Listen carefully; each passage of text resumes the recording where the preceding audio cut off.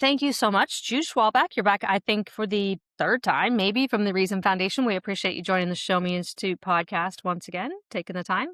Yeah, thank you for having me. I'm Yeah, always excited absolutely. to join. We were chatting for a second before we started recording. I talk about open enrollment a lot in Missouri. We don't have it. Many states, I don't know if it's more than half, but in so many places in this country, kids choose where they go to school. They don't look at their utility bill, their parents, and that's how they know where they go to school or make this life or death real estate decision where they have to look at all the schools before they buy a house. They can pick where they go. And Missouri has been really reluctant to let anybody choose a school over being assigned to schools. And I've been saying for some time that we have this phenomena happening simultaneously, which is like we don't have as many kids anymore. And I've talked to demographers on this podcast. We know that birth rates topped out in 2009. We know kindergartens topped out in 2013, and graduating high school seniors topped out like a year or two ago. It's a fact that you can see all through the pipeline. There's fewer kids. And in my mind, I'm thinking that is going to make open enrollment a little more attractive because we're going to have districts that for no explainable reason or just don't have as many kids. Some of our top performing districts like Clayton used to have 2,500 kids. Now they have 2,000. And so districts I keep thinking are going to wake up and realize they either have to fire teachers or get in the open enrollment game and actually believe in what they offer enough to have faith that they'll attract students. And recently you wrote about this, and that's why I wanted to bring you on. Long lead in. But tell me what's going on nationally with these enrollment trends and how you think that impacts this idea of whether kids should be assigned or picked. Yeah, the latest national data we have on enrollments, K-12 enrollments, is from fall 2024. And what we see is that in 40 states, K-12 enrollments dropped. They dropped by about 1.4 million students between 2019, so right before the pandemic, and 2024. However, 10 states did manage to avoid those drops. In two of them, Florida and Utah, their enrollments remained flat. So they didn't gain students, they didn't lose students. And then the other 8 states, places like North Dakota, Delaware, Alabama, and Texas, they gained students. And they really stand out because they gained students when literally everyone else lost students. Now, they didn't gain a ton of students. Those 8 states together is around 80,000 students. But Right. when everyone else is losing and you're gaining, you look pretty good. And they're probably three factors driving this.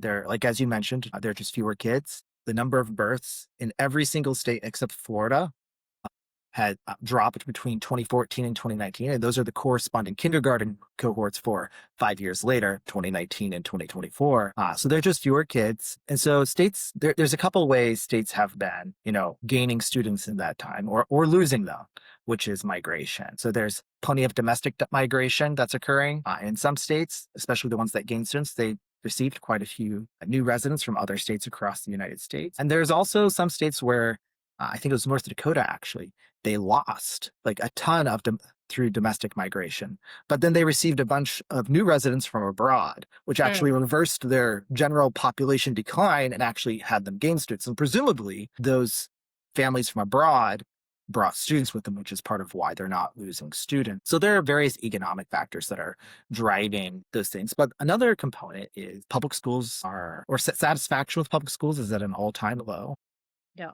And especially post-pandemic. And so families are starting to choose schools other than public schools at a much higher rate than they used to previously. That's because they just have more options. There are states that have private school choice programs now, universal ones, which 10 years ago were just a pipe dream. You could achieve a small targeted private school choice program, engage students, and then there are families choosing homeschooling.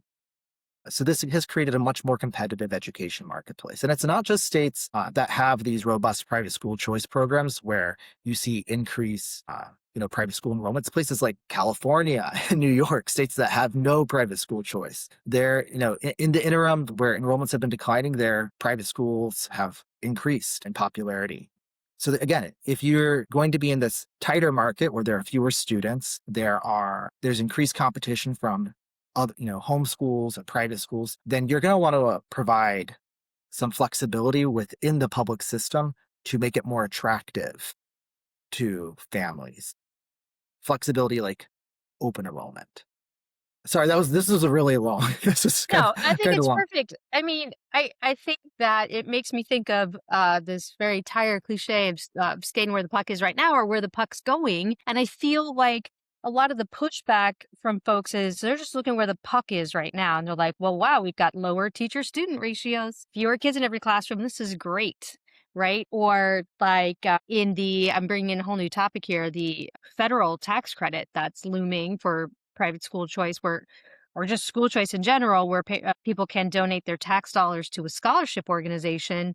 And you have leadership in the teachers' unions telling Democratic governors, you better not, because the way that we're going to keep the kids in the public schools is to like lock them in. And that is just such a very short, both of those seem so short sighted to me when, like you just said, we can look at the enrollment trends and we know that while there are fewer kindergartners today, 10 years from now, there's gonna be another 5 to 10% drop off in kindergartners. Yes. Who are we kidding? Yeah. Yeah. As that market gets tighter, those students, the funding they produce, they're going to become more important to public schools. And if you look at places like California, actually, there's a report by their legislative analyst's office, which found that districts that were initially losing students actually through open enrollment, students were transferring to other districts that had, better test scores, or maybe they wanted to go someplace that offered, different academic opportunities like AP classes. Those districts reached out to families and they said, what can we do to get you to stay? And families are like, well, actually, we don't want to leave the district. We just want to go to a different school inside our district to begin with. Or they said they wanted, maybe a language immersion class or something along those lines. But the districts responded to families' frustrations.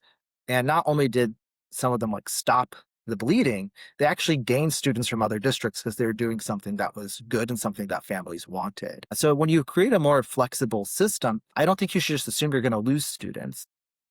There's real opportunity to gain students as well. Are there Yeah, other oh, sorry, go ahead, I Susan. was gonna say, I've certainly heard superintendents say that it forced them to stop and think about what they offer. Like, what is our mission? And have like all staff meetings, like so many of us in the private or nonprofit sectors have to do all the time. Like, what is our mission? What do we offer? Where when you have this captive enrollment zone, you don't need to do that. And I certainly think you're right. A long time ago, I studied this in Massachusetts, and people are like, well, you can't really prove that they respond to competition. And I said, and I did research on it, talked to superintendents. They're like, well, we moved the date of our orientation so kids would come visit our school first. Or we redid some parts of the school that parents have been complaining about. Like there's little micro responses, which is to say, we realized that this is no longer a guaranteed monopoly. We have to start responding to families. And in the end, kind of everyone wins.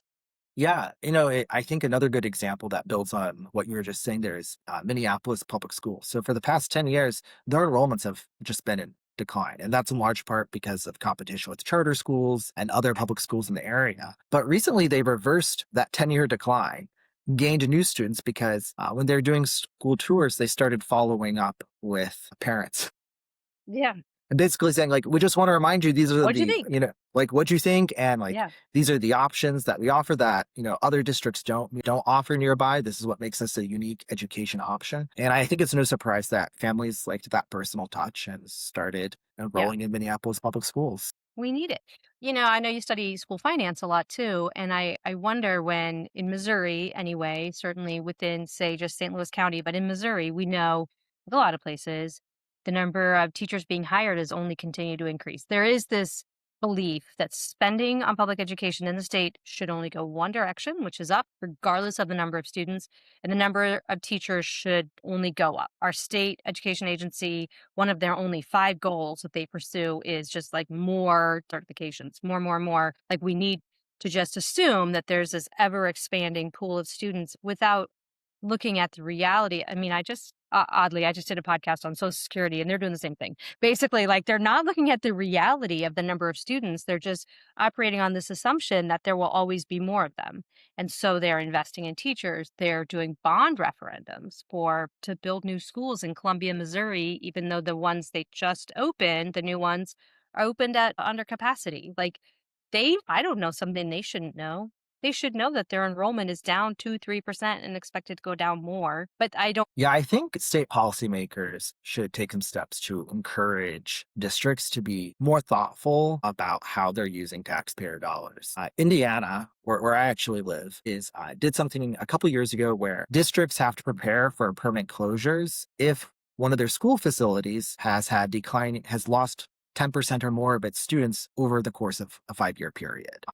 It basically, like, look, if you're not able to attract new students, if your local enrollments are declining, like, we shouldn't be keeping these facilities open and draining taxpayer dollars. Now, to be fair, like, this is a really painful decision for Yeah. communities. No one likes to close schools. No one likes to rearrange staff, but it's not fair to taxpayers to be funding buildings, maintaining buildings that aren't really just educating a small fraction of students. Florida also publishes a report on school facility capacity, but most states don't make this information even public. So just a good step, like first step is just making this sort of data available to the public. So families or just taxpayers at large, when they, get approached about bombs by school districts or decisions, they hear about decisions to hire more staff. Well, if your enrollments are declining, your school buildings are half empty, like, why are you doing this? And this sort of information will help hold district administrators accountable for their actions. Yeah, and the way schools are funded and have been for at least 100 years, these are very long-term commitments because school districts are in the real estate business. They buy the land, build the building, fund it over 50 years rather than leasing like a lot of charter schools do. They are in the business of buying land and building buildings. And teachers, that's a 25 or 30-year commitment. That's also hard to, I understand that these financial officers, it's hard to adjust down. There are certainly ways you can do it, but you're making these long-term commitments without paying close attention to the trends that are happening right under their nose. And I just think very it's a very odd situation to me because I feel like you can see this coming and we're not getting a response out of the system. And to your initial point about these school choice programs taking students, they're taking the blame, right? They're blaming school choice for the fact that they have to close schools when that's not the reason that they're having to close schools. Yeah, and I think there's this really interesting paper. I think it's published by Thomas D from Stanford just in the last couple of years, and he said, let's look at why 1.8 million students left the public school system since the pandemic. And he looked at increased competition from private school choice. He looked at homeschooling. He also looked at changing demographics, whether it's families moving across state boundaries or just lower birth rates. And what he found is that he couldn't explain why one-third of those students exited the public school system. It's just unexplained. So there are factors, there are demographic factors, there's increased competition. These certainly are, but those aren't the only reasons. We don't even know why some of these students are exiting the public system. But you And can't you got to change the address it fact by that they, locking the door. They want to close the gate, lock the door to stop it. And that to me is the most short sighted.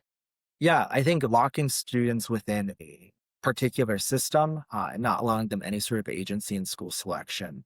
I mean, I think first off, that's just like really unfair. If the state's going to, require you to go to school, you should have some agency in what that school is because education is a really personal experience. Mhm. Sometimes maybe you don't get along well with a particular teacher, or maybe it's just like their teaching style just isn't a good fit for you. Maybe you're getting bullied at school, but where you go to school shouldn't ultimately depend on like your parents' largest financial investment, which is very much constrained by their income. Yeah, yeah. And increasing open enrollment options where if there's space available, we're not talking about building new school facilities or hiring new teachers to accommodate these students. These are like spots that are actually open right now and allowing students that don't live in that district or in that attendance zone to attend that school. I think that's just a common sense reform. Do you think that declining enrollment's going to spur that into action more? Is that going to cause, I don't want to say causality. Do you think declining enrollment's going to have an impact on whether states like Missouri consider open enrollment? I could see it seems like it could go either way, to be honest. Like, if there's declining enrollment, that means there are spots available and you would have it, districts would have an incentive to try and attract new students from other places. But on the flip side of that, sometimes individuals don't always see, where there's an opportunity, they only see the cost, which is, oh, we can lose students. Now, what's I think interesting is that when you look at open enrollment programs across the nation, especially the largest ones with the most established data, places like Wisconsin or Colorado or Florida, you don't see massive enrollment fluctuations when these programs are launched or even soon afterwards. Instead, what you see is small incremental change, which means districts have plenty of time to adjust to enrollment fluctuations. In some cases, it could mean you could actually like reverse course and start gaining students. And I know in Missouri there are a lot of rural districts, and I think there's a lot of concern in those rural areas that they're only going to lose students. But the irony is that if you look at Wisconsin, which also has a lot of school districts, I know Missouri has a lot. Yeah, we Wisconsin over also 500. has Yeah.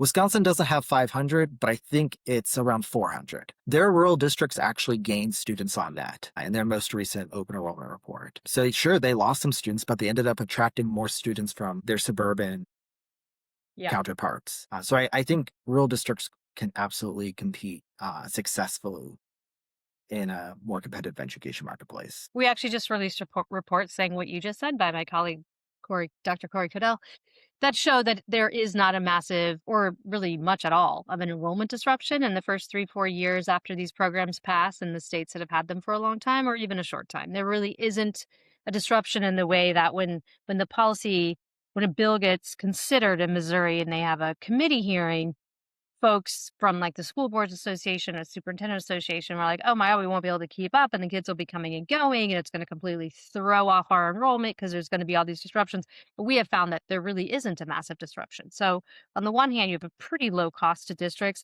but on the other hand, as you just mentioned, a really large benefit is possible for an individual who wants to use the program because they have a child who they have to force on the bus every day because they dread going to school because of their teacher or bullying or whatever. Like, it's a big benefit on that individual level to those families, and the cost is really quite small or very dispersed. Yeah, one thing I'll know is that it does benefit districts as well.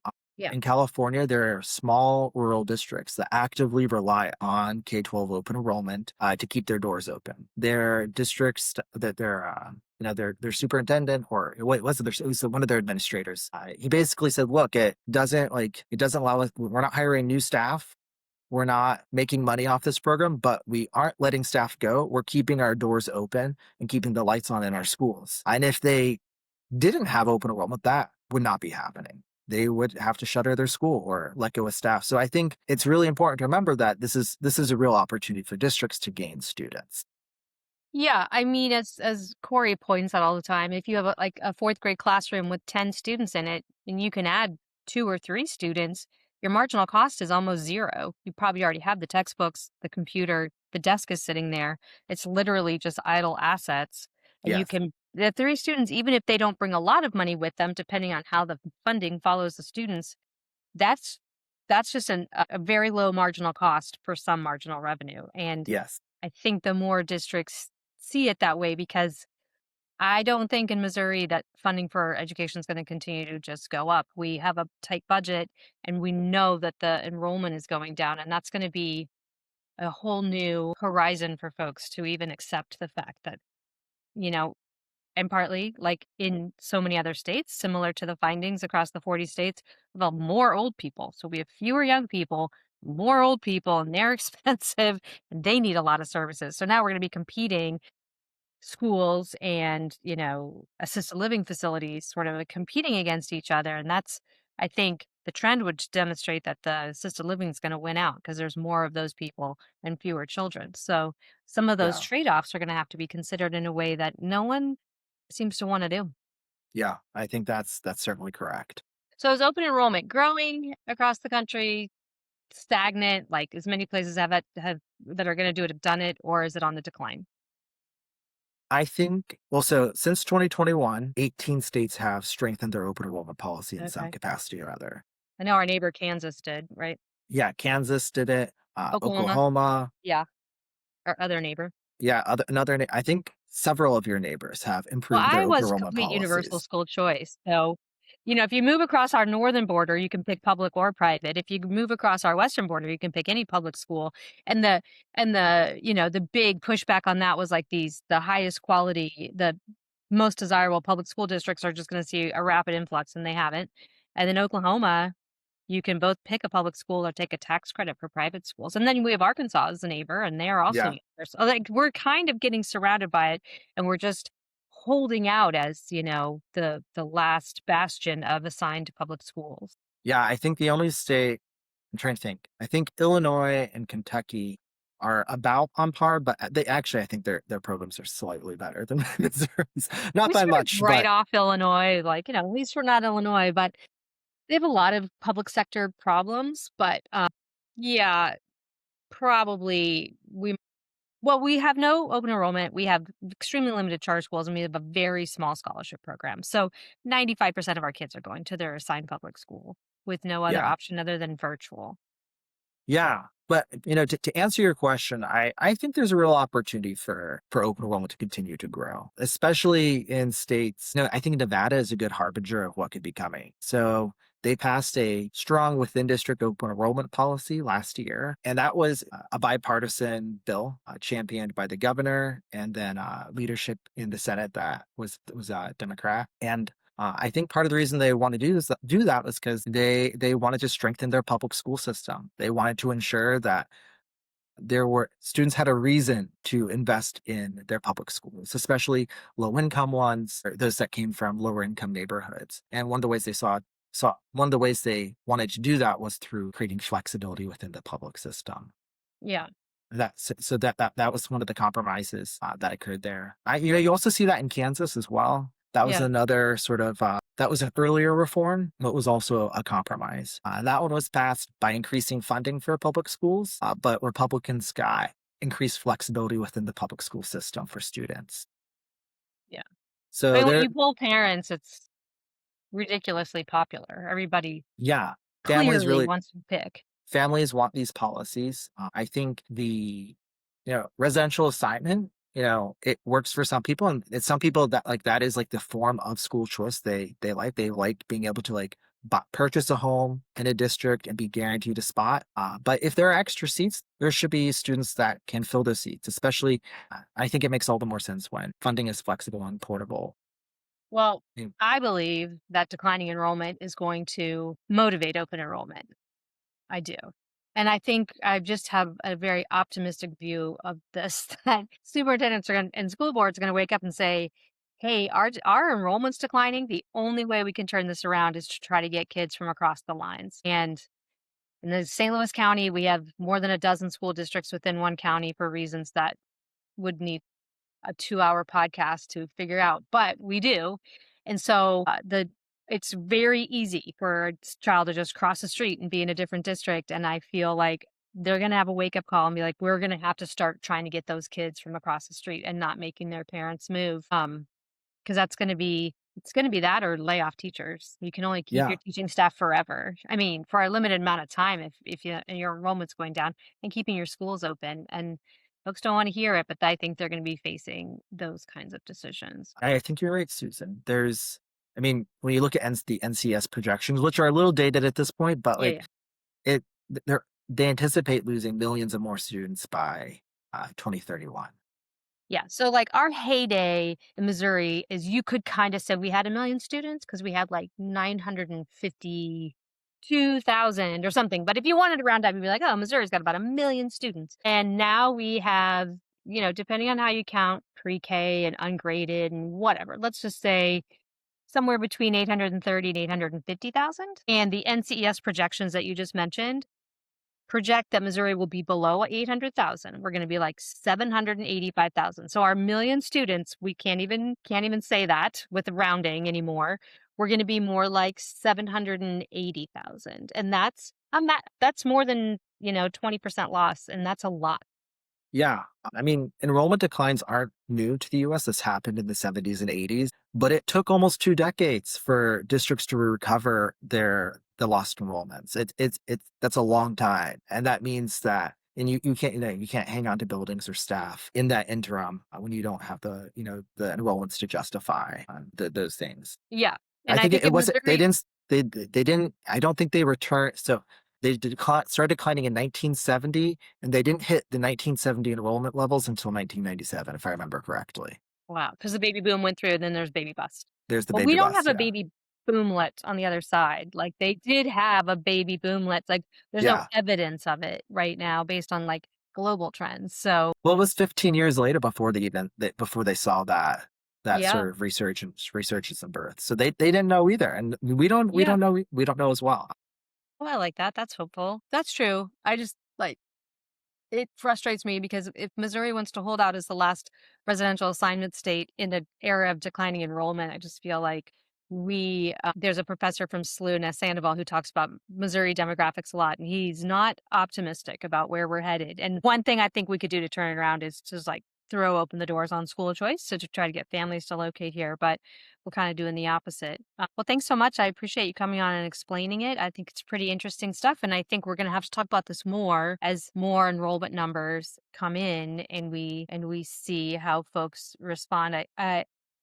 I'm hopeful that Missouri legislators will get it and will press for it in the 2027 session. We'll be pressing for it at the Show Me Institute, but maybe I'll use all of your data, Jude, and hope that they read it and see what's on the horizon. That would be great. That would be awesome.